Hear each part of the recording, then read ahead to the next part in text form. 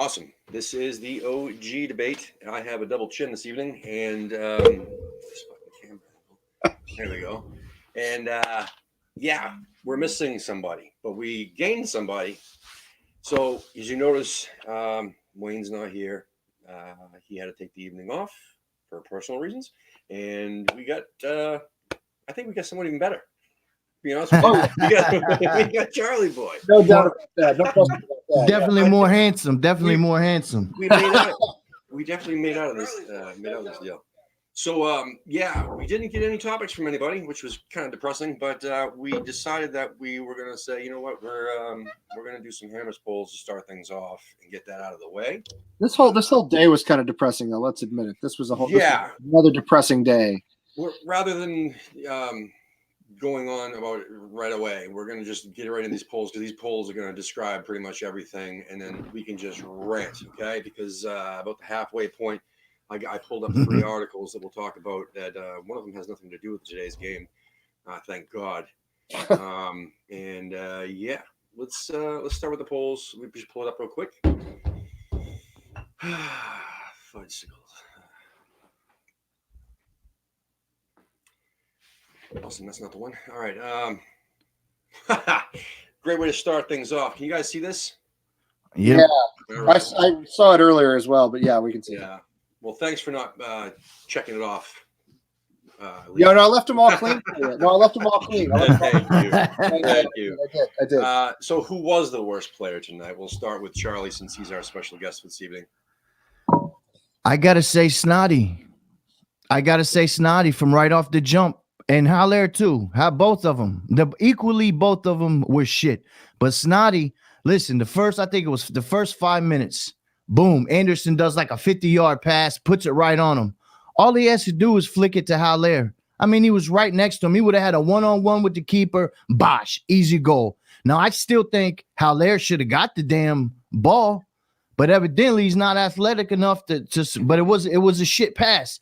I'm like, this guy passed a 60-yard pass to you, 50 yards, and you can't even flick it. And then when who was it? Fornals gave him a duck. First touch, good. Second touch, brick in the boot. It was ugly. He should have banged it in. So, but I'd have to go with both of them because Haller, I can't defend him no more. I can't. What do you need? Do you need somebody to hand you the fucking ball? Do you need somebody to like put it in your pocket for you, and then we'll just let him carry it in his pocket down there to the goal? I mean, what else? Come on. Lee, what do you think, man? I didn't get to see that much of it, to be honest. I was at work. I've just seen some clips. I've read a lot of reactions. So it's hard for me to give an answer to this. I'm just going to say that in general, I'm really disappointed in Haller. I realize he hasn't had the service he needs. I know he shouldn't play up front by himself. But I still don't see all that much effort out of him generally. So as far as today's match goes, I don't know. I'm not sure I can give you a good answer. In general, I'm getting a little tired of him, and I'm getting a little tired of what seems to me to be a general lack of effort. Snodgrass's problem to me is one of skill. Sometimes he has it, sometimes he doesn't, but his effort's usually there. But Haller, I don't know. Again, everybody makes excuses for him, but we certainly look better without him than we have with him. That's all I can say. I was one of the people who would make excuses for Haller. However, I'm done. I'm done making excuses. So the games that we actually won, he was up top by himself. He was getting the goals. When he scored his goals, he was up top by himself. So what's the fucking difference? The difference is, I think, it's behind the scenes shit, training room shit, training ground stuff. It's the manager. I'm so fucking Pellegrini out. I'm just fucking done with it, man. I'm so done with it. But I'll get into that a little bit later. Out of this lot, I can tell you a little disclaimer. I only watched 41 minutes before the stream shit the bed, and then I had to wait until the second half started to listen to the remainder of the game via the official website. They have a great audio stream with the commentators. The commentary on that's usually great. Yeah. But I didn't see much, and I'm kind of thankful because I would have been extremely frustrated watching that shit that I heard, especially the second half where it looked like we had multiple chances and we just can't fucking score. We just can't score. So we beat Chelsea. So fucking what, right? So we scored 1 goal. And before that, I mean, yeah, we had a 2-2 draw, against was it Sheffield or was it Bournemouth? I can't remember, or both. I don't even give a shit anymore. Sheffield was 1-1, I think. Sheffield United was 1-1. One of them was 2-2, I think. Yeah.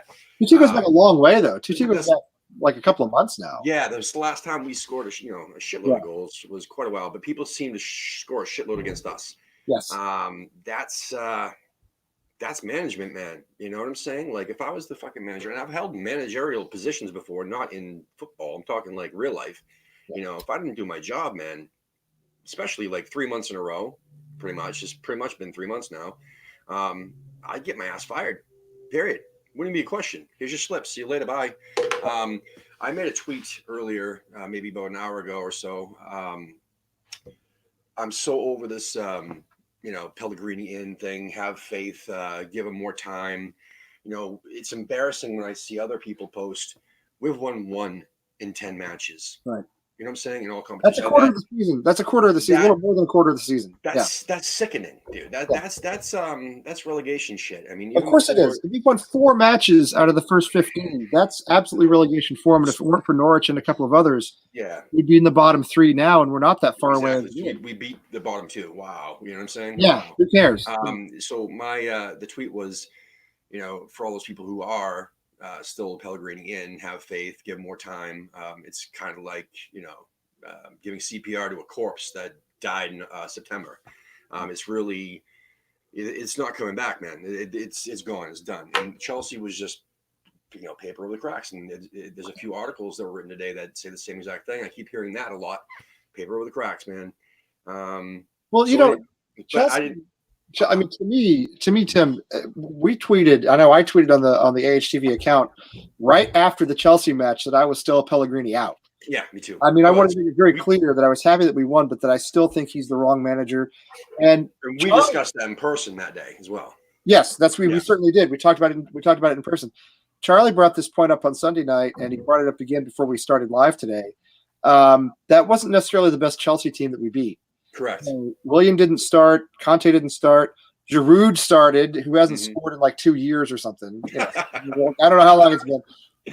I mean, that was a borderline sort of reserve team that they put out there, Yeah. And well, Charlie, you made the point. We let me answer the poll. Charlie. So basically, what did you say, Lee? Who, Allaire? I'm going to say Allaire too. I'm going to say, well, yeah, that's 55%. Say, Allaire. That's just recently. I'm tired of the excuses. I'm tired. Yeah.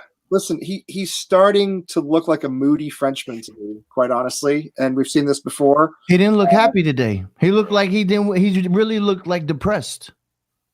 He probably is, right? But I mean, he came bench last game. I'd be pissed too. He's his club record signing, and he came off the bench at all. Like you come off the bench at all if you're the record signing. I'd be fucking pissed too. I mean, I don't blame him. I blame the fucking manager. I do too. Well, I think I would hope that it would motivate him, but I don't think Pellegrini's motivating anybody right now. He's a young boy, dude. He's 22. You know what I'm saying? He's a fucking kid. Yeah. No, I agree. Yeah, he's not mature enough to say, you know what, I'm gonna put my fucking, put my big boy pants on, whoop some ass. He should, because he's getting paid a lot of money. But anyway, Charlie, what do you think, man? What do I think on Haller? Yeah, well, I mean, his fucking attitude in general. You think he'll snap out of it? No, I don't think he's gonna snap out of it because listen. The thing with him is he's not quick. He needs guys up there quick with him. But at the same time, when Antonio goes in there, he's fighting, he's digging. I don't see him doing that. I don't see him grinding like Antonio's grinding out there on the pitch. And today looked like he was on Zoloft or something. He looked like he could care less. And I don't know if that's true or not. Maybe that's just his demeanor. But you know what I'm saying? Snoddy had a ball, wasn't the greatest ball, but he didn't have the athletic ability to stop because he would have had a one-on-one with the keeper. Bosh, this was like the first 5 minutes. Felipe sent a beautiful ball down there. And it's like every time we get a chance, a 3-4 yard pass gets fucked off and we can't do it. Mm-hmm. So what kind of service does he need? Does he need somebody to come in a taxi along with him the whole way down the pitch? Come on, man. I mean, the thing of it is, though, I'm mad at Pellegrini because If you watch him, he's doing back heels. He's doing these amazing passes, right? Well, let's get him let's get somebody up there with him. Yarmo should be up top with him. He's a forward. He's not a fucking winger. If I see Yarmo on the wing one more time, I'm gonna fucking smash something. It's ridiculous. Listen, they finally got Holland, though, right? We finally got Holland in for like 15 minutes. Yeah, But everybody's bashing him as if he was going to be like an impact sub for 15 minutes in a game we were losing anyway. Yarmo's too slow to be a winger. We are so slow. He's not a winger, period. When Chelsea brought on Antonio fucking likes to go out on the wing so much, he fucking is not a good striker. It's like No, he shouldn't be on the fucking. He should not be a fucking striker. No, he shouldn't. He should be a winger, and Yarmo should be a fucking striker. I mean, I go back to the game we won. I go back to Chelsea when they brought on Willian.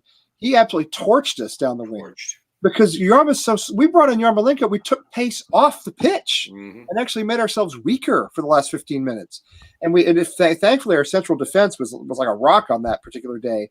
But then, you can't have Yarmo on the wing. He's way too slow. You've got to have Antonio there. I understand Pellegrini rested Antonio today. I know he's been fighting a fitness battle. I don't exactly know what the story is there. I hate not seeing our best 11 on the pitch, especially when Antonio's been our best player when he's, for the last 2 games anyway. But Yarmo's too slow, and Haller, he looks disinterested.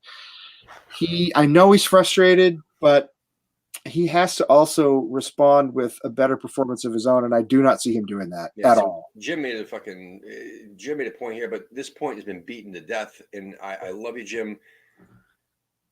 Don't touch that, Lee. No, sorry, I'm not. I won't. Sorry. Jesus Christ. But Trevor agreed with me. Trevor said he agreed with me. That's why I put that one up. Okay, we can go back to that because that's another good point. We'll go back to that because he actually dropped a few names there too that we need to talk about. But Jim Stebbins says, go back and look at how he did at Frankfurt. We hear this all the fucking time, but we all know, Jim, right? We all know Pellegrini's a stubborn bastard. He is not going to fucking put that system up. He likes his shit. He likes his way. And that's just the way it's going to be. He's jamming a fucking square into a circle hole. It's not going to fucking work, but that's his thing. He's determined to do it. He said, you know what? This is it. 4-2-3-1, whatever. 4-4-1, 4-1-4-1, bullshit. No, it's a 4-2-3, whatever. And he is just so stubborn. I'm so fucking pissed off about it because he's right, Jimmy. Dude, Tifo did a great fucking article on this a while ago. And or a video on this Tifo football, whatever it's called on YouTube, and about the whole system over there with Rebic and Jovic and all those other fucking people over there at Frankfurt that are now elsewhere not doing well because they're all by themselves. Right. Number one, we're not going to sign these fucking guys because Pellegrini's an idiot. Number two, we're not going to put our guys in that same formation because Pellegrini's a fucking idiot. So anyway. He ran off Chicharito already, who was still a dude. Chicharito, he pissed off fucking Arnie. I mean, it's one of these things where we have not replaced Arnie. No, we haven't. Did, you know what I'm saying? At least he scored more goals than Haller is probably going to do. Which is sickening to say. But I don't know. Whatever. You want to make that point with Thibaut? Go ahead. Oh no. Well, I mean, we already made it, and I think I think he's right. I think it's a mismatch for West Ham. I do. Yeah. It's not just that he's a mismatch; it's that he's so inflexible. The definition of an idiot is a person who tries something over and over again and fails every time and never changes. You know what I mean? Yeah. If you try something and it doesn't work, you do it again, do it again, do it again, do it again. No adjustments, no change in strategy or tactics. Just bang your head against a wall. That's an idiot. And I'm sorry, that's how he's behaving right now. But even Charlie said this before, and he said it, off the air, and you said it today too. It's last week. The Chelsea match, man, we were lucky. It was a lucky win, dude. We worked our asses off, sure, but they had to work extra hard because of the fucking formation we were using. Yeah, it's one of those deals where but he made 20 million changes. Oh, he listened to the fans, and he made all these changes. Well, it's still the same formation. It's still the same fucking lone striker. It's still the same shit, and the guys. Even Antonio was running away from the striker position. He kept bouncing over to the freaking wing. And then we said it over and over again. There was nobody in the box. There was nobody making the run. We didn't have It felt like a village match. You know what I'm saying? Where everybody was just, running around like crazy because they weren't in the right spots. They weren't playing the right positions. Right. And let's be honest. Charlie's right. Chelsea did not have a good day. did not put out a good starting 11. Pulisic was non-existent, possibly even bad. Yeah. Giroud was on the pitch. That's all you need to know. They didn't have their best 11 out there. I mean, I don't want to take away from what we were able to do or the great story that David Martin was, last week. But I think what we saw today was much more representative of the true West Ham than what we saw on Saturday, which was an exceptional performance against a weakened Chelsea side that not only didn't put out the best first 11, but actually didn't even really bother to show up. Yeah. We just so you know, Charlie, if you haven't noticed already, we're pretty long-winded. Feel free to jump in. Feel free to cut us off. Hey, Ray said Lampard maybe did us a favor. Honest to God, I was feeling the same thing. For us, the West Ham in him, right? I was feeling the same thing. I swear to God, and I think, great minds think alike. But it could have been. They didn't run their best guys out there. Listen, Tammy Abraham was a second or third in the league scoring goals. And 300 less minutes. He's been injured. He didn't run out there. They started Pedro on the wing. He didn't start for Chelsea all year. Right. Champions League, Euro, whatever league you want to talk about. He didn't start all year in none of these games. So what does that tell me? They had no respect and no fear for us. That's right. And that's just, I was more happy than anybody. I gave to Chelsea, and we hate them. That's our rival. But at the end of the day, they didn't run their best guys out there. And I remember saying on the show, did we really beat the best Chelsea? Yeah, Has anything changed? No. And I'm still Pellegrini out. The only reason we can't switch him now is because I don't think we get our good coach. But you know what? I'm at the point now is let one of the younger guys fill in and be a caretaker or whatever. Yeah. Because this bullshit with Snoddy and Yarmo running at the wing. Listen, Snoddy's too slow. He can't do it. He can't play wing. He's playing people out of position. He's got Anderson. Yeah, put him in the 10 roll my ass. He's got him in the fucking backfield. He's back there with Agbana and Balbuena. You know what I'm saying? Which is good, whatever. He's been playing his defense. Well, if he's all the way back there, who's going to create? Who? Yeah. Well, real quick, listen, they can. Money talks, man, and the owners that we have. I keep hearing this shit about we don't have the money. The owners don't have the money. Oh, they just don't want to spend it. That's what I'm saying. But the point is, if it came down to it, they could find the fucking money and they would buy what we fucking need if they chose to do it. So it's not a matter of like, there wouldn't be someone available. We could fucking pay compensation. We could buy whoever the fuck we want. Who the fuck would want to come here in this state? You know what I'm saying? I mean, like winning 1 in 10 matches. Who wants to rebuild this squad in the middle of a season that's in a relegation? Right. And who wants to work for Gold, Sullivan, and Brady? Who wants to work for that too? Yeah. Those clowns. Brady's gonna bash you in the press in her stupid Sun column. Sullivan, the little Welsh midget pornographer, is well, that's what he is. He's totally. I still think David Gold is a half-decent guy, but he's like 80-something. I don't know how engaged. Listen, it doesn't matter if he's just there. He doesn't make a decision. No, he doesn't. He makes any fucking decisions. That's what I'm saying. He's one of the money guys. It's Sullivan and Brady who are really running the club, and they only have him around because he was born on Green Street, supposedly. You know what I'm saying? That's the only reason why he's even there. It's fucking marketing. One across from the Boleyn. Okay, fucking marketing. That's Jesus, great. That's great, but that doesn't really help us right now. I'd rather have somebody. I heard that's not even true. Well, she's the propaganda queen. That's what she's a journo and she's a freaking politician. So right off, you can't trust her. You know what I'm saying? Journo, but yeah, you're right. You're right. That's true. I mean, her game. Journals and politicians, what do they use? Propaganda. And what does she do? As soon as she wouldn't back Pellegrini this whole fucking time, as soon as we beat Chelsea, she released that little statement. Oh, we're behind Pellegrini. Yeah, you was way far behind them. You didn't stand around till right now. You ain't kidding me. You didn't release nothing when we was losing. Oh, yeah, Pellegrini. As soon as we beat Chelsea, here she comes with a prop. Oh, we're behind them. No, you're not. You'll sack them. You'll sack them in a couple weeks and have no remorse or feelings about it. Let me ask you this. Let me ask you guys this. I mean, obviously we all love beating Chelsea. Chelsea's the club I want to beat more than any other, even more than Tottenham. Even boys. It's Chelsea for me. It's always been Chelsea. So I love beating Chelsea, especially away. But how costly was that win? How costly was that win? I mean, how many points did it cost us? Because honestly, I think Pellegrini gets sacked if we lose that game. And now we're in a situation where he's just managed another one that we've lost. He'll be manager again on Monday, I'm sure. I mean, I don't think he's going to be sacked anytime soon. He'll probably go at least through the end of the year at this point. Now that he's got that one victory, I mean, how many points is it going to cost us getting that one win over Chelsea? I think it may actually do more harm than good in the long run. Yeah, I think we better get rid of him right then and there. Yeah, I told people, I can't tell you how many people I said that to before the match. I said, my luck, I'm so Pellegrini out going into Chelsea. I said, my luck is we're going to beat him 2-1, and everybody's going to forget about the run of 8 games without a win, and everybody's going to forget about that, and we're not going to get another point until fucking January. And that's exactly what's happening. Yeah, I mean, that's just what's happening. Yeah. I mean, yeah, but it's just my luck, dude. But anyway, let's real quickly, let's get on to the next question, because it'll kind of tie into another fucking rant I got brewing. So I don't know if this dude watched the game or not, but he does say that with our central defenders looking more and more solid every single week.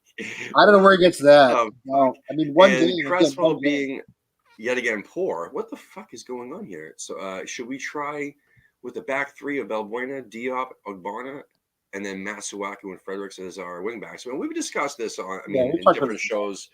I don't know. Let's start with Charlie. What do you think, man? You know what? At this point, it doesn't matter what they put back there because we can't score any fucking goals. They could put that back there and we could get a clean sheet and have a draw 0-0. I mean, I would try anything at this point, but I don't think the back line today was the problem. Cressy had a few. I think Masuaku should have ran out there because he's a little quicker. Because Traore's a big fucking rhinoceros. He wasn't gonna handle him. We gotta keep the lineup the same. Listen, Carlo Gambino said one of the greatest things ever. You got to be a fox and a lion. The fox is smart enough to see the traps. The lion scared enough to scare away the wolves. Right? Pellegrini's not that. Okay. He is not that, because if he would have looked, he would have outsmarted this trap and seen, oh my God, this guy's flying 1,000,000 miles an hour. Look how big he is. Let's send Cresswell out there that looks like a high school kid. I mean, I love Cressy. He bended it in beautiful, but you got to see the trap. He wasn't going to hold that big monster and he can't fucking run with him. So why even send that? You have to be able to think 2 steps ahead. You can't be like, oh, well, this lineup won, so we're going to run it out there next week. No, that's not how it works. And I remember when we did the show. It's stubbornness again, dude. I think it was Tim's your last show in the live chat, and a lot of people were saying Masuaku let him get to start, and he should have. And he ain't getting minutes. Is he hurt? He has a bad hammy. Yeah, what's going on with him? What is going on with him? Because we haven't seen him in a long time. If they say hammy or calf or thigh or anything like that, is bullshit. It's just that they just don't want to play. They're sick. Yeah, they're sick. They're just not motivated. I don't think they want to go out there. Some of them. They're just sick of the bullshit. He's in Pellegrini's doghouse somehow. He's gotten into some sort of trouble with him. It's clear because he's not even in the team. He's not even on the bench. The new contract and everything else. That makes no sense. And I know they just fucking pumped him up, and all of a sudden, he says something. It's kind of like your dad giving you a gift and then being like, "Well, why are you being an asshole? I just gave you a gift." Like, I'm not an asshole, Dad. The fuck, you are. Anyway, I don't know what the fuck I'm talking about, but it's one of the things where Pellegrini gives him a fucking present, says, "Here's your contract," and all of a sudden, okay, I gave you the contract. Now, fucking fuck you, Masuaku, and then all of a sudden he's like, "But what the fuck did I do?" And then he's like, "I don't want to play for you anymore." I mean, what the fuck's going on? He should have played today. He has more speed than Cressy, and he has more size. And that guy that they wanted Cressy put that down. I don't like that one. Dude, fucking Rafa, what? 20 million? This is not even a discussion, dude. I don't want him. Sorry, Andy. I love you, but no. I just thought it was interesting. He's coached 16 clubs. 15. I don't want Rafa. He's another fucking dinosaur for that's struggling in China. Does that not sound familiar to everybody? I never wanted Rafa. They used to be successful. Like, we don't. No, hopefully that will keep our owners away from him. If it would cost 20 million pounds to release, let's let them go somewhere else. There's 2 videos on YouTube. Again, Tifo, Google that shit or YouTube or whatever, that explain Rafa's tactics. All right, and it is the most boring fucking shit, almost as boring as Pellegrini. But at least Pellegrini's tactics that they show are like Man City tactics. So he was doing the fucking 2 strikers. He had, the squad, blah, blah, blah. It looked beautiful, but it's not working here. Anyway, Rafa's tactics are just the same. It's the same formation as Pellegrini, 4-2-3-1. It's just that he tends to use his right winger as more of a second striker, which is bizarre, but that's usually what works for him. I don't want that. Thanks. See you later. Bye. No, I don't want Rafa at all. I don't want him at all. If anything, if there's a $20 million buyout, hopefully they'll keep our cheap owners away from him, and they'll go. Well, here's the thing. I'm gonna fucking smash my head in the floor. I mean, on the wall or something, because nothing's gonna change. Nothing. We know this, right? So he's not gonna get fired. Number one. Number two, he's gonna keep playing the same fucking formation. Number three, we just gotta cross our fingers and pray to God that we fucking score some goals, or someone steps up and wins, right? We gotta do something, right? We gotta hope the players step up and do something, because they gotta realize that, listen, we're in jail. Are we going to stay here the rest of our lives, or are we going to try to dig a hole and get the fuck out of here? They don't care. I mean, or are we going to go break them out on the Arsenal game? Are the boys going out there? They're going to break them out. But that's my point, is that, what are we going to do? Nothing. I mean, I don't see it happening, man. I see, even if something were to happen, I see our fucking owners picking the wrong guy. I see them wasting that $20 million. I know, giving us a $20 million loan that we'll have to pay them back plus interest to buy out someone like Rafa Benitez. That's just going to do the same shit over and over again, and then we're just going to owe the fucking club even more money. I mean, that's our luck. That's what would probably happen with this current owners. So I don't know. Do we need another fucking March or something? What's going on, people? Not to incite anything, but I mean, I thought it was going to happen. I mean, honestly, again, I think if we'd lost to Chelsea, I think there would have at least been a demonstration at Arsenal on Monday. Maybe there still will be. I don't know. I don't know how that's going to happen. But again, the Chelsea win, as much as I loved it, it may be costly in the long run. I still feel that way. And yeah, we almost at this point we need another Burnley, right? We need Bubbles to come back. We need Paul Colbert to come back and free Bubbles, my guy. Because that's what it took last time, and I think that's what it's going to take again. Isn't he banned for life for that? I think that's bullshit. He didn't hurt nobody. He was showing his passion. That's bullshit. Home and away and any for life. Match. Not even like a couple years for life. Really, the guys give his whole fucking life to his family, everything. Not the executive suite for what he did. He should be rewarded, not punished. Correct, and he will never even be able to go to another away match, dude. It's ridiculous. Like Can he sneak in like in a disguise, like Bobby Valentine when he was? You'd think, but I guess I don't know. I don't know how they track that shit down, but they get the CCTV bullshit, and they can. Oh, that's true. They're very heavily watched over there. Yeah. He could wear one of the Mexican wrestling wraps, like a lucha libre mask. Exactly. I think what it comes down to is that it's kind of like I don't know. Going on your third DUI or something like that. You know what I'm saying? It's the next step is in like complete life loss of license type of deal, where it's like the punishment if he got caught going into one of these stadiums. I think that the next step would be like, I don't know, jail or something. You know what I mean? Like it would be that much harsh. Like he wouldn't want to risk it. You know what I'm saying? Well, all he has to do is put on a fur coat and a fur hat and walk in on his knees and say he's David Sullivan. He could get in that way. Get in any game he wants that way. Oh yeah. Wrinkle his face up a little bit and put on a big fur hat and like. There's got to be someone who does Sullivan think he is sitting there with that fucking hat? He looks like some kind of Soviet Union prime minister or something over there. What kind of hat is he wearing? I look at him in his hat. I just want to smack him in his head. I'm like, what is he wearing? He's got like a Yuri Andropov, Brezhnev type look going. I don't know why. Does anybody in the chat room know the story behind that? I know there's a story behind that, but does anybody in the chat room know about that? Just feel free to let us know. Why Sullivan any like not true versions of the story would be funny as well. Just let us know. Yeah. Yeah. So anyway, what were we saying? Our central defenders, blah, blah, blah. Well, here's the thing. What I was getting to was that this will never happen. So it doesn't matter. As long as Pellegrini's in charge, he's not going to fucking put 3 center backs. He's not going to change his formation. Period. We know that. Irrelevant. Yep. But anyway, for poll's sake, I guess, what do you guys think real quick? Just give me a quick answer and I'll check it off and see what other people are thinking. And stay with the back four. Yeah, I'd just stay with the back four. Fuck it, because I'm not gonna get my hopes up with a change of anything. Yeah, well, everybody I mean, you can see that. But what we between want that and the yes, but with Cresswell, I mean, those two combined, there's a lot of people that want to see a change. But obviously, that ain't. See, some days I want Cressy, and then some days I want, like today, I want Masuaku because he had a big monster. There's no way Cresswell was gonna handle him for 90 minutes, and he didn't. Situational, not I mean, you want it game by game, not scout the opponent and come up with a strategy. That makes sense. Yeah, right. It makes sense. Yeah, it's what a manager does or should do. Yeah. So, which substitute had the most impact coming after coming on against Wolves, if any. Holland 72 minutes, Yarmolenko 62 minutes, Yeti 80 minutes, or none of them. We'll start with Lee this time. I really didn't get to see enough of it to tell you. I really didn't. Sorry. I mostly saw highlights, so I couldn't give you a good. I was listening at this point, and honestly, I couldn't see what was going on, but I heard that I don't know. It sounded like Holland was making runs, but it was going nowhere. He was actually running into traffic. I heard quite a few times where supposedly the he'd either have the ball running into traffic or someone would pass to him, and it would be like 3 defenders on him.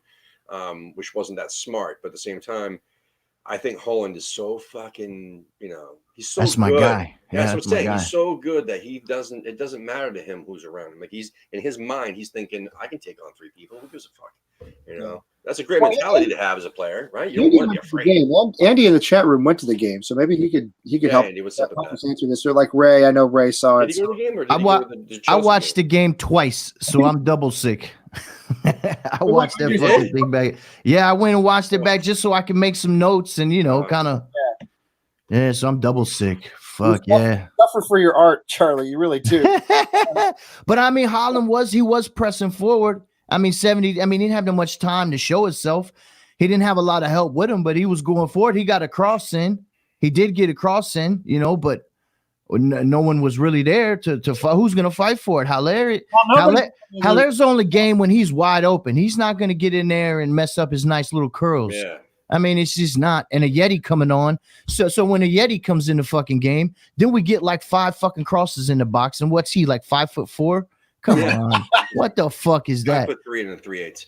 But real quick, I do need to take a brief time out. Somebody just joined the chat room. So this is West Ham Clips. If you don't follow West Ham Clips on Instagram, on Twitter, then you're fucking you're missing out big time, because the funniest fucking shit I've ever seen in my life, and I'll watch it like 6 times over, are the alternative commentary clips. Oh yeah. My God. Last week's was that shit had me dying. I was dying. Christ, dying, man. I love it. So if you get a chance, follow these people. Dude. People, I don't know who it is really. It is just West Ham Clips with James. It looks like James Collins. Jim makes a nice. I like this. He Cresswell and then put Masuaku up there at the wing. That could be a formation to try out at sometimes. Maybe not every week, but we need some pace up front. Masuaku should be on the wing. He's fast. He has pace. I mean, Holland on the other side. You gotta have some quickness. He's been successful on the wing before. We've done that before, and he's been good. 2 or 3 seasons ago, he was one of our players. Pellegrini don't like him or something. He's what happened? I don't understand. Did he come late 3 minutes one day or something? He's like, what's the word? He's got whether it's playing left back or whether it's playing left wing.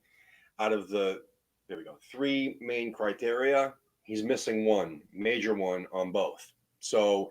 In the back, he's super fast and he can get plays. He can get the ball away from somebody, but he just his awareness of knowing how to defend is just not there. On the wing, he's super fast and he's got great ball skills, but he can't fucking shoot. So, an attacking guy, you kind of want them to be able to, which is what none of them are doing. We need some wings. We need fucking wings. Does it. Antonio does it when they're on the wing. They cut in, they fucking shoot, right? And Anderson doesn't because he's afraid of the box. He's like, I don't think he wants him in there. Acid he's on, but he sees some. No, Pellegrini though. I know. I'm telling you 100%. Pellegrini wants him back now. He wants him back to cover for the defense. He doesn't want him anywhere close to maybe 20 yards. That's it. When he'll pass it, set up a play, and then you watch. He's right headed back. It's like he don't want him to go forward. He's turned him into a fucking defensive midfielder. Mm-hmm. He's not even a 10. Everybody's like, oh, he's a 10. He's a 10 at sometimes, but all the game he was going back. He was back there with the center backs all game. Yeah, 10's go into the box. He doesn't go into the box. He's got a dog collar on. I'm telling you, he's got one of those shot collars on. Yeah, Pellegrini's got the button. He's like, oh, you better not get close. We might fucking score. I swear to God.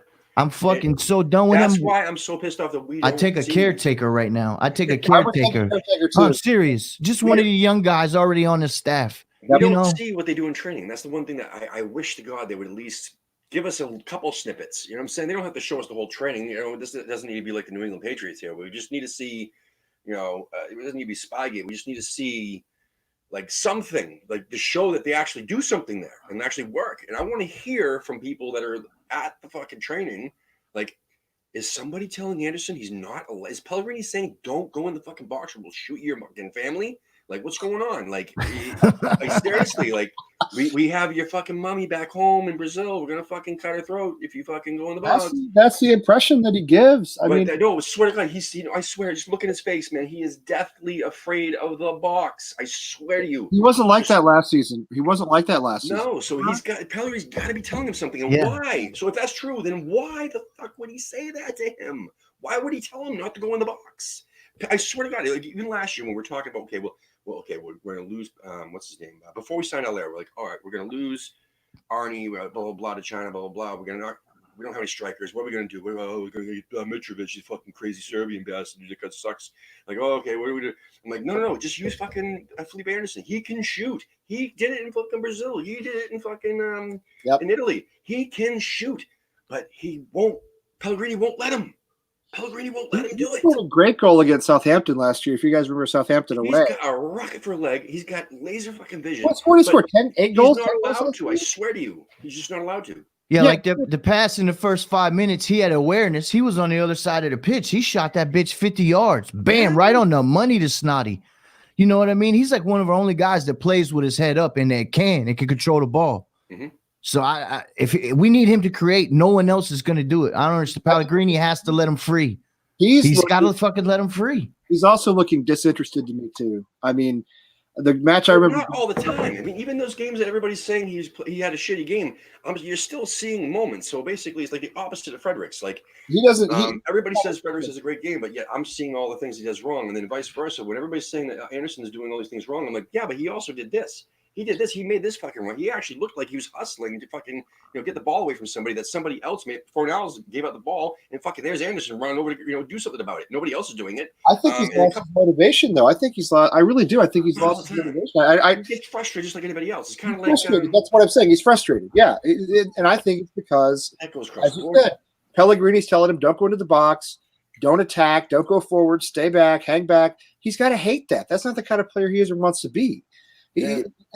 To me, I see a lot of what I see with Anderson is what I see with Allaire. They just don't look very interested out there anymore. They look bored. They look frustrated. I think Pellegrini's lost them both.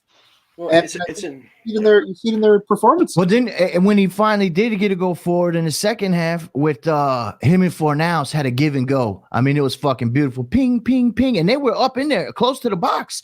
And Fornals ripped one, man. It was beautiful. But Patricio made a save. Mhm. It was a bastard of a save. I got to give it to him. It was a good save. But then after that, boom, he's way back there in the backfield again.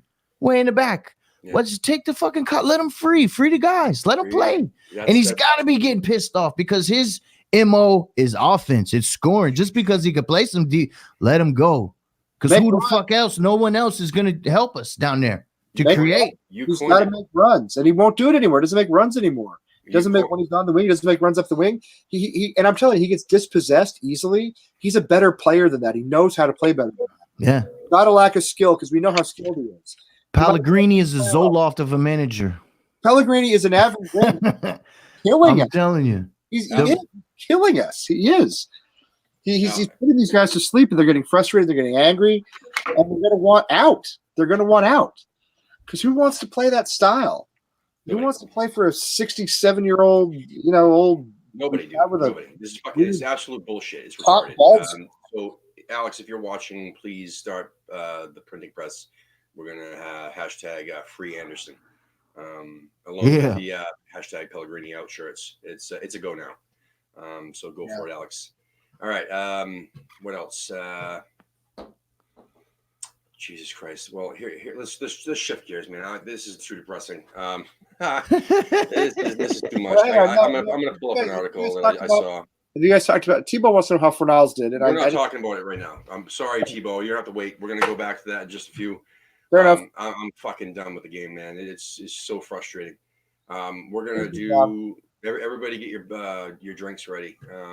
Where's the share screen? All right. So this was by HITC, hitc.com. There's the bubbles. Yeah, get ready for it on Monday night. Here comes Jordan Hugel. Bring him back. Yeah. Bring him back. Fuck Yeah. at this point, right? I mean, come on. At least Jesus. he wanted to play for us. Of course, Pellegrini would hypnotize him too. He put him to sleep too. Slam Tompkins. What is this? No. On the So move. Yeah. yeah. So basically, Oh, Tim, where'd you go, buddy? Tim has left the building. He exited. Tim is all right. I'm sure he'll be back. That's a shame too, because he was about to bring up his favorite player. Tompkins. They said they were slamming him. He's about to go nuts. No. They're slamming the transfer, I think. Oh, okay. Which makes sense because he's been great for Palace. He's been fantastic for Palace. Right. Okay. I kind of read that wrong then. I think it was the headline was West Ham fans slam the move, the transfer, because again, he's been great for Palace. We're still struggling to find center backs, and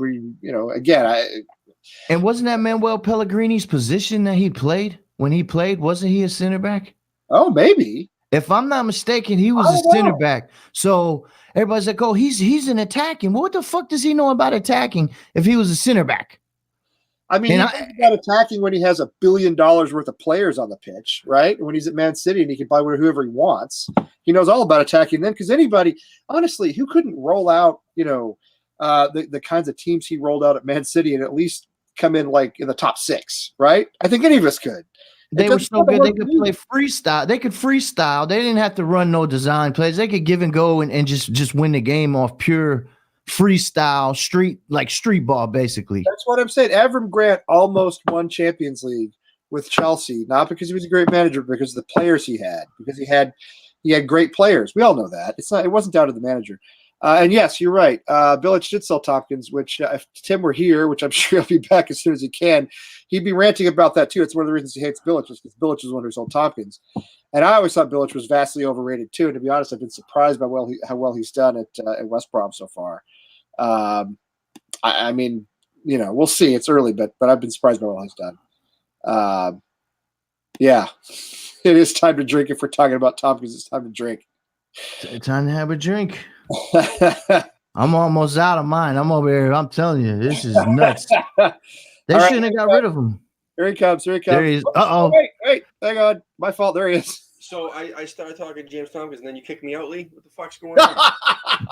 Jesus Christ, Right. man. That's exactly what happened. So- I just saw you went to grab your blood pressure medicine, Tim. That's what I thought. I said I was going to grab the blood pressure medicine. You're having an aneurysm. Well, Bilic sold Tompkins, and that's the reason why I'll never fucking forgive that piece of dog shit. That's what we were just saying. Yeah. Yeah. Yep. Fucker. So, no, the big thing was that someone was just mentioning that his best. Am I okay? Can you guys hear me? Yeah, I can hear you. Yep. I'm even blurry on my fucking screen. So anyway, his best games are right back. I mean, some of them anyway, and he was always good for a goal. I mean, he scored more goals in his time with West Ham than in his last 3 years at West Ham than Winston Reid ever did, than Ogbonna ever did. Yeah. I mean, than James Collins ever did. I mean, he was always that's the man you wanted on a set piece. You know what I'm saying? He was always, and even defensively, he was a tall motherfucker that always gave it his fucking best. And the club treated can't say the club. It was Bilic treated him like shit. Yes, he And did. he was the reason why that James Tompkins wanted to go somewhere else for fucking game time. And I don't give a fuck. Everybody's like, oh well, no. Well, here's what happens. You get all these homers, right? They're like, oh no, he wanted to leave, or hey, no, he just wasn't good enough. Fucking Ogbonna was better, and Reed was better, blah blah blah. What has Reed done for us? Nothing. Reed Been done injured for for us? 2 years. You know what I'm saying? Yeah. What is Ogbonna? I mean, Ogbonna, this season he's doing well, but he's not having a James Tompkins season, man. No, he will never have a James Tompkins season. Okay, so the bottom line is, I don't give a shit if anybody tries to tell me that James Tompkins wasn't fucking worth it to keep around, then they're fucking stupid. Period. And we're shit on Okay? set pieces. We got another set piece on us today that was garbage. Correct. We can't handle it. Another set piece today that just pushed our shit right in. Yep, absolutely. We can't handle him. Tompkins was a threat in a way that Ogbonna is not. Tompkins can actually go forward. Tompkins can actually score. Ogbonna's a pretty good central defender. He's been playing well this season. He's been one of our best players. Mm-hmm. But he may be, sadly, hammer of the year at this point because by default, right? There's nobody else as a candidate. But Tompkins brought a lot more. He had a lot more that he brought to his game than Ogbonna does. And Tompkins was an academy guy. There's no way he wanted to leave. Billich didn't like him. He just ditched him. And Billich, I'm telling you, man, Billich was taking us down. He was taking us down just the way Pellegrini is now. They're taking us down. You know, we had to get rid of Billich. I thought it was the right thing to do at the time. We got to get rid of Pellegrini now too. Even if we bring in a caretaker manager for 6 months, 7 months, however much longer we have left, fine. We can't continue on this trajectory. It couldn't be worse. A caretaker couldn't be worse. Even if it was a young guy that's, he's just managing, I don't know, midfielders or whatever on the team already. How could it be worse? Hey, JT said Test. Tompkins scored more than Carroll. I think he's probably right. Yeah. I think he is right. If you look back, man, he scored a shitload of goals for us. He had like 5 one season, 6 another season, 3 another season. I mean, he scored just as much as a lot of our current strikers. Can you guys hear me? We can hear you a lot better now. Okay, yeah, good. you're a little more loud now. Good. Yeah. He definitely scored more than Haller. Yeah. Well, I hope not, but yeah, that's what it seems like. Tompkins at Farquhar, yeah, that's what I'm saying. So listen, let's fucking bring him back. Let's get Pellegrini out. Bring fucking Tompkins back. Let's win some set pieces. Let's score some fucking goals. Let's be happy hammers. Which, God damn it, we need a revolt or something, dude. There's no way. Pellegrini's got to go. He's got to go. Somebody in the chat room, please. Is there anybody in there that's Pellegrini in? If so, please just type out your argument.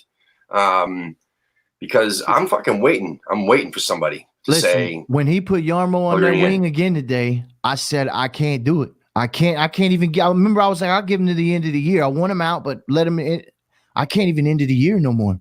Listen, he has no business on the wing. If anything, I would have switched Fornals to the middle, put Anderson on the wing. You would have had Anderson, I guess, a Yeti at this point, and then you would have had Holland. You would have had some quickness. Yes, some pace. And if you want to sub in Yarmo, sub him in as forward. He is a fucking forward for his national team where he scores goals for Ukraine. You kidding me? The guy scores goals on his national team for Ukraine at forward. Yeah. So Pellegrini, what does he look at this? Oh, I do not like this. This is not good. Man, fuck you, buddy. Fuck you. Yeah. What are you looking at? Everybody's out of position. It's like Billich right back. It's like have you ever listened to him speak?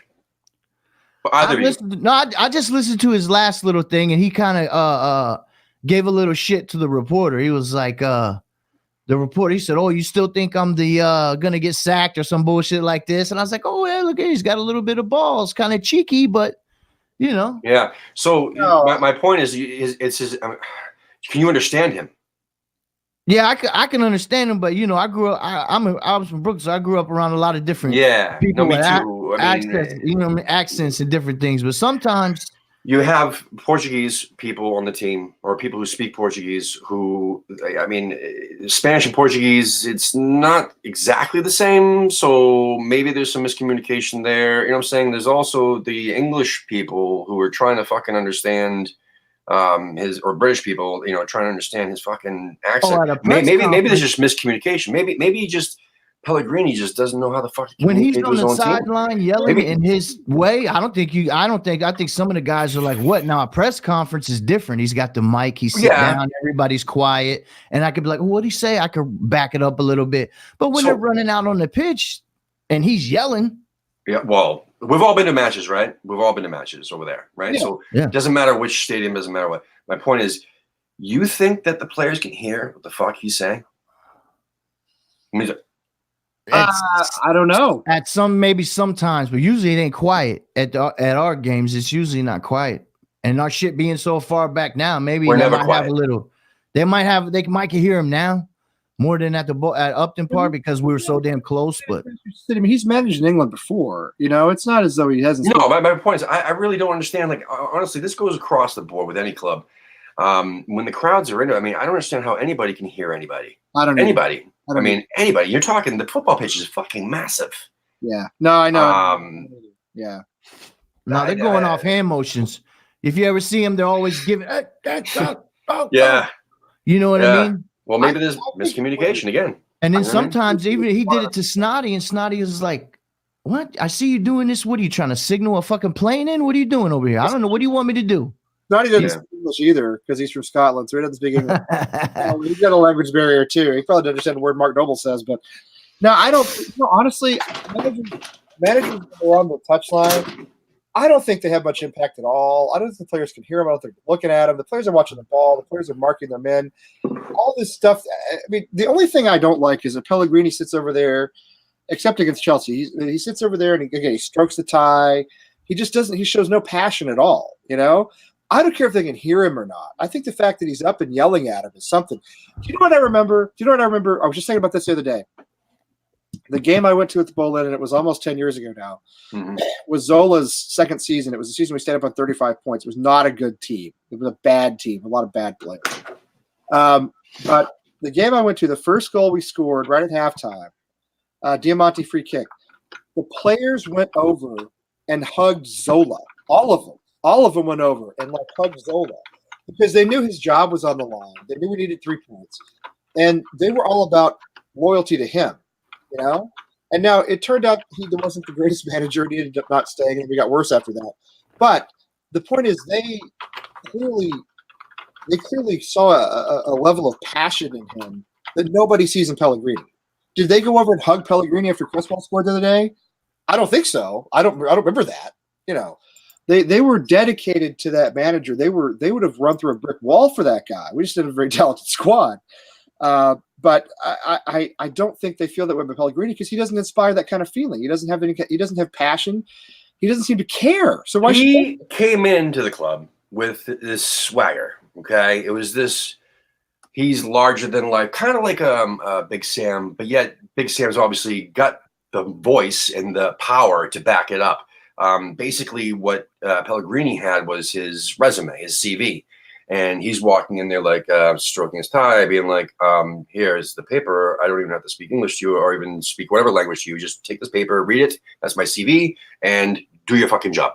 And this is what I do, and that's that. And this Ruben Casillas, or whatever the fucking guy's name, assistant manager dude, I've never heard that motherfucker speak a word either. And that dude is in the training ground, and usually the assistant manager does a lot more of the work on the training pitch. And that's the motherfucker I want to interview and say, what are you doing? What is your job? What do you actually do? You know, with this money that you get from the club, what do you actually do on the pitch, the training pitch? What goes on, man? And you're sitting there, you know, all match, go right into fucking Pellegrini's ear, and Pellegrini's just like this, right? Seriously, and he might look over and be like, you know, that's it, man. So I don't know, man. I don't know where I was going with that. I'm just pissed off at him too. The motherfucker with the RC on his shirt. You know what I mean?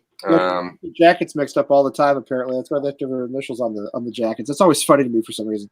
Yeah.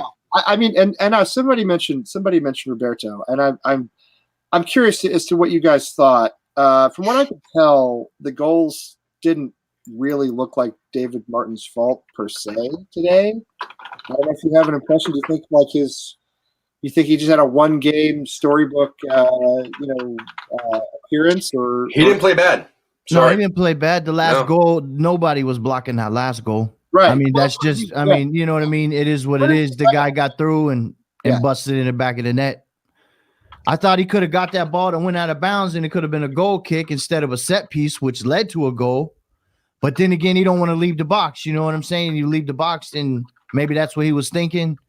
But I thought it wasn't on him today. You know what I mean? He didn't knock no balls in or look goofy and that last goal, listen, Kepa, whoever you got back there wasn't stopping that. The guy was through. You know what I'm saying? Yeah, I think what it showed me, what it seems, the way I read this is a lot of people were, well, not a lot of people, but some people were saying, well, the real problem is Roberto or it's missing Fabianski.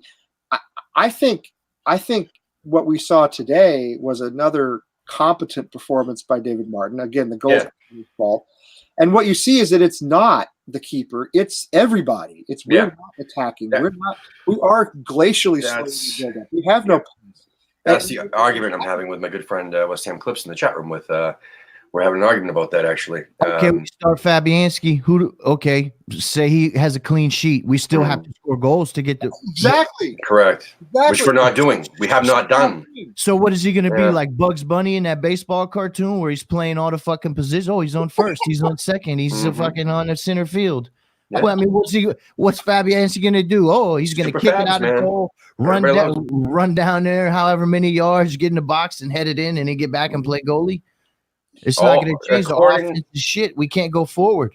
According to everybody, according to everybody on Twitter, all we need is Fabianski and Ryan Fredericks. They do everything. They're the best players in the team, and that's all I ever hear is that Fredericks had an amazing game always, and no, he didn't. And Fabian, and we're only losing because Fabianski's not there. I'm like, that's not true. Yeah, we can't go forward for nothing. For nothing. We can't go. Today we look so bad. Anybody says we were going forward easy, they're full of shit. No, we look like a JV team on offense, I don't period. think I've seen anybody say that. Everybody has said we pass sideways, which Wolves will let you do all day long. They don't. I mean, any club will let you do that all day long. Any opponent will let you do that. If you're not going forward, you can pass around in the midfield all you want. Especially once you're down a goal, you do that all you want. We don't go forward, and when we do go forward, we are so slow, glacially slow. Yeah, we don't know how to get a cross in. We have nobody in the box to receive the cross if we do get a cross in. But the whole buildup, our buildup is just, I mean, it's like it's in slow motion compared to when opponents come at us and they torch us down the wing. And most of the time it's down Frederick's wing, quite frankly. It's down, they come through him. But can we kill an argument real quick? I mean, it has nothing to do with what's in the chat room, nothing to do with anything other than possession.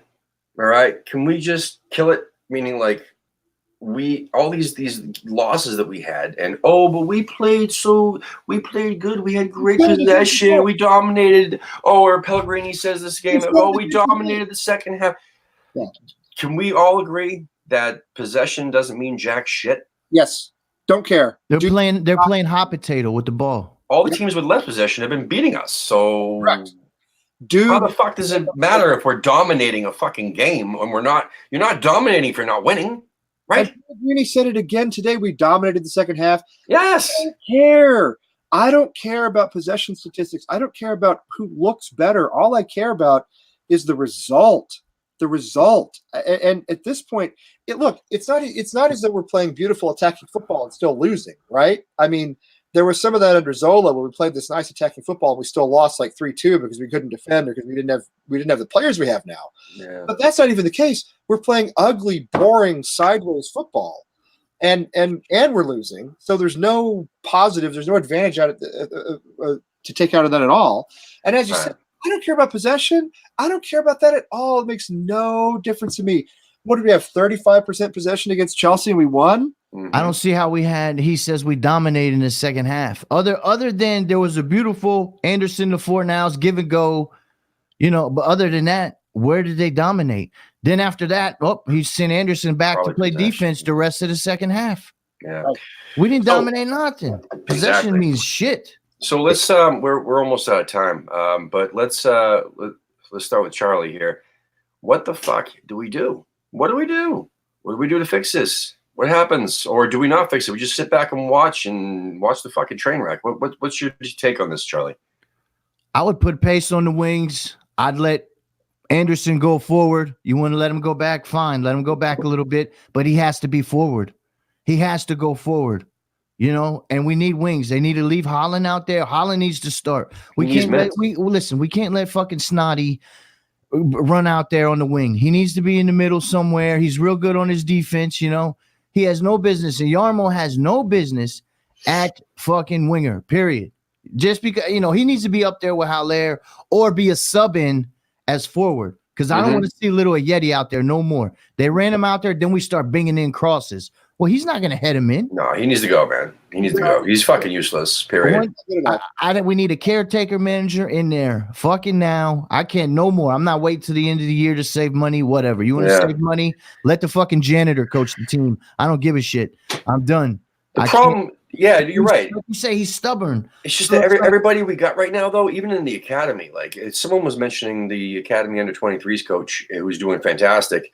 But that's a Pellegrini appointment. And Pellegrini came in and he fucking completely revamped the whole academy with his guys. And which I don't know. I mean, it's working down there. They're actually playing well, but that's not the point. I don't trust it. I don't know. But yeah, I guess the guy that's the manager of the under-23s, I would probably be happy with that being a caretaker. Kevin Keane has been a caretaker before. I mean, we could always use him. I don't know. He's a former, hammer, Yeah. I don't know. I do agree with you though, man. We need to give, Holland a fucking start. You know what I'm saying? Not just some minutes. I heard Ray in the chat room earlier saying something about, give him some more, bench time or some more minutes, maybe like a start or two between now and January and send him out on loan. Don't let Holland out on loan. No. Do not let Holland out. That's our diamond right there. We have no wings. We have no choice but to start him. He's our diamond. He's not fucking Lanzini. He's our diamond, not a fucking cubic zirconia like fucking Lanzini. Who the fuck's that? Who's Lanzini now? It's like same thing with Reed. Like fucking move on. A Yeti, move on. I mean, we got to get rid of these people now. We got to start making plans now to get rid of these motherfuckers in January. Period. I'd sell a Yeti if we could. I'd sell him. He ain't show me I'd nothing. sell him for fucking 25 pounds. You know what I'm saying? Because, I mean, we spent $8 million on him, and it's honestly, we just got to cut our losses, dude, because we're not going to get that much money for him. Nope. We ain't going to get nothing for Roberto either. We're going to have to pay somebody to take Roberto. Yes. Roberto. Yes. You kidding me? Nobody's even going to pay his cab fare to go to No, he wouldn't even mutually terminate either because he loves the club, supposedly. You know what I mean? He'll fucking ride out. He'll be like, fuck you, you bench me? I'm just going to sit here and collect my check. That's because he's getting paid. He wouldn't get paid anywhere else. Who else is going to pay football at this point? We're the only Major League Soccer. They're stupid enough. Well, that would be great. Let him come play in New England. He needs to go to the Kosovo Super League. I don't think he's even good. Hey, you know what? Remember when the first rant I ever did when I called in, I said he's the MLS keeper. I said it on Twitter. Everybody was like, how dare you? I can't believe it. Oh, now everybody's like, oh, he's a bastard. Now y'all right? But at first I took so much shit for calling him a bum. It's because you use MLS. See, there's a lot of American soccer fans. American soccer fans. Oh, they swear by MLS, dude. I think it's the most useless fucking shit in the world. I hate MLS more than anything on this planet. Actually, no, I don't. But close enough. It's right up there. It's on my shit list for sure. It's not good football. No, it's not. It's actually ruining football. It's actually ruining it worldwide. And I'm saying it's a major part of that. And the culture behind it is also a major part. And I'm sorry. I know we do have like a lot of viewers that actually are part of the supporters clubs. Good for them because I appreciate them getting out there and doing the things.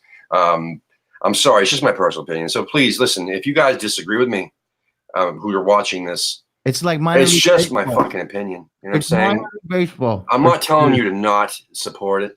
You know what I'm saying? But it's a franchise system and not a club system. That's what I hate. There's no promotion relegation. No promotion relegation. There's no accountability. No accountability.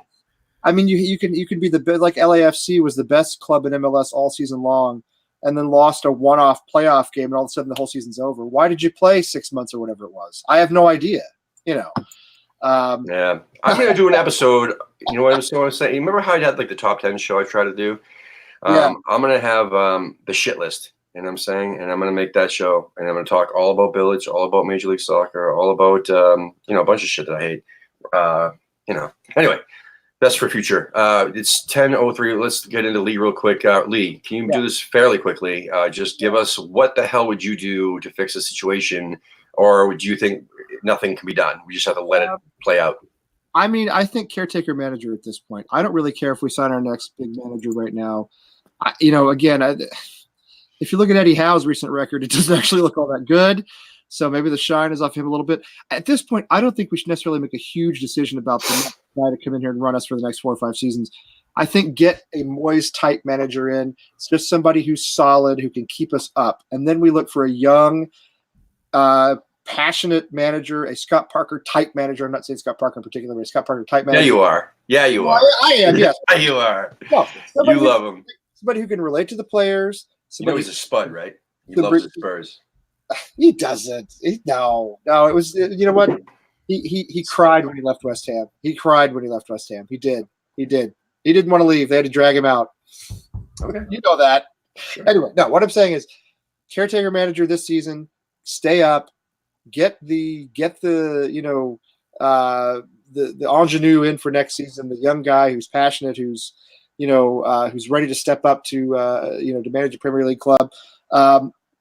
As far as the players go, Yarma and Arler up front. I've said this all along. Put them up front together. Get Antonio back on the wing. I'm with you. I mean, give Holland a run out. Give Holland a run out on the wing. Put Anderson in the middle. And yeah, I mean, maybe like this will never ever happen under Pellegrini. Of course, maybe shift to a 3-5-2. Why not? We listen. I mean, we don't get anything going forward.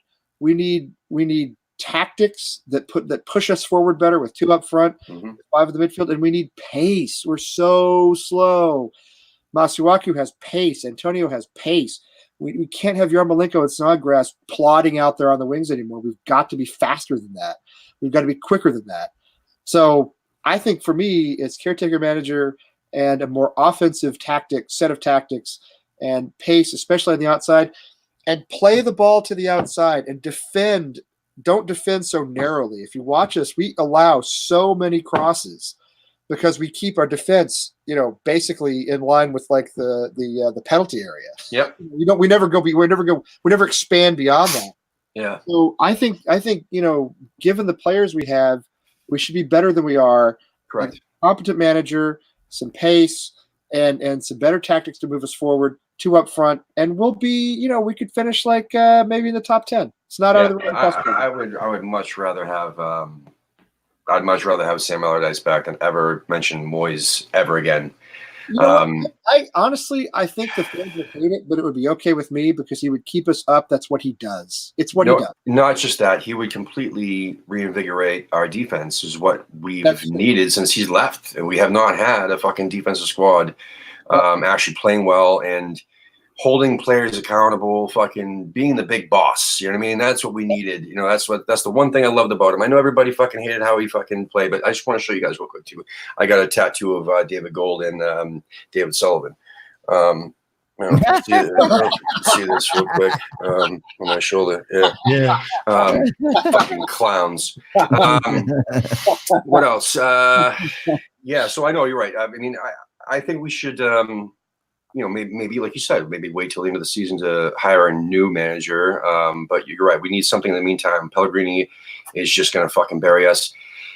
And he's going to play it off like nothing's wrong. That's all he's been doing. Listen, we're going to fight to not be relegated. I don't give a shit. People, we're only so many points. No, we're in the relegate. I heard that before. Right now, I guarantee you. And how many seasons do we have to put up with this? I was thinking about this today. If you go back 10 years, I don't know, 6 or 7 out of the last 10 years, we've been in a relegation battle of some sort until late in the season. The only ones that we weren't were like the Payet season, the last one at the Bowl-In. I don't know. Well, then, of course, the season when we were in the championship, when we had already been relegated. Other than that, every season you get around to April, May, we're floating around 13th, 14th, 15th, or below. It's ridiculous. We're too right now with the stadium we have, with the number of fans we have, too big a club to be always banging around down there with the Southamptons and the Norwiches and the rest of them that are down at the bottom of the table. They don't want us to get that's going to hurt them too if we get relegated. I'm talking about Sully and Gold. If we get relegated, that's going to be bad for them. They say that we'll save money on rent or something like that, but I mean that's about it. But here's the thing. Darren just asked the question, like, would Sam or Moyes even want to fucking work with our owners again? And the answer is absolutely. Money talks. I mean, if they fucking toss the money at him and give him a situation, they'll take it. Dude, the contract that Moyes had, that half a season contract, was fucking bank. I mean, that was a shit ton of money, like for somebody. I mean, those managers getting paid less than him, even for the full season. You know what I'm saying? So Allardyce would demand a lot more money because he's a smart, businessman. I mean, fuck it. He knows what he does and he does it well. It'll be boring football, but it doesn't matter. Listen, we were at the fucking, so was Moyes, and Moyes kept us up. The point was, it doesn't matter who it is, they got to keep us up. That's going to be their primary job. That's it. And points. We need points. And Allardyce does that. And not just that, it's just the thing that we're missing is fucking is defense, because I know everybody's going to say, and I've been saying too, that we need more goals, obviously. But again, though our players are such fucking pansies that what happens is when we concede, they fucking just give up. They fall like a fucking the flower, the pansy flower. You know what I'm saying? It's like you blow on them and they just fall over. That's what happens every time someone scores a goal. You're like, oh. We need strong, tough fucking. When we had Allardyce as manager, teams came to play at Upton Park. Didn't matter that it was Upton Park. Yes, it did have something to do with it, but the main thing was that they hated playing our fucking defense because our midfielders and our defenders were bastards and they were tough to play against. No one wanted to fucking get near our defenders. It was a tough time. Even the teams that put 4 up on us, they hated coming and playing against us. You know what I mean? Because we had Allardyce set up a great defensively. Yeah. Yeah, I think we're in emergency mode here. I do. I think we have to go into emergency mode and just stay up this season, and then we plan after that how we're going to move the club forward. The only question I have here for Richard is, who is this Will Shire he's mentioning? Have you heard of this guy? Yeah. Yeah. He's on the boat to La La Land with fucking. He's been injured all year. He's been with Reed. Yeah, he's over there with Reed and Lanzini and Andy Carroll and everybody else. It's just doesn't want to fucking play for us, man. They don't want to fight. They don't want to fight. No, I'm sorry. They don't want to fight. That's what it is. They don't want to, fight for the club.